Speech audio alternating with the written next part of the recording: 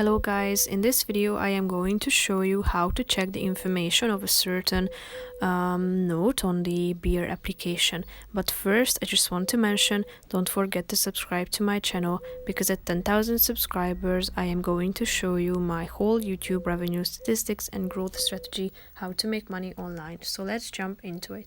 First of all, open the application on your phone, then tap on the text that you are interested in. Now tap on this information button in the right side corner of the screen. Now, as you can see, there is the modification date, there are the words, the number of words that you have typed into this note, the characters, paragraphs, and read time. You can see the name of your device, the creation date, and you are also able to export it into these document types that you can see down below.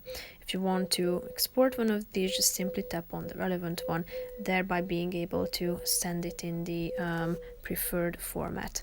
So that's pretty much it for this video. I hope you found it helpful. If you did, consider subscribing to my channel, and see you in the next video. Bye bye.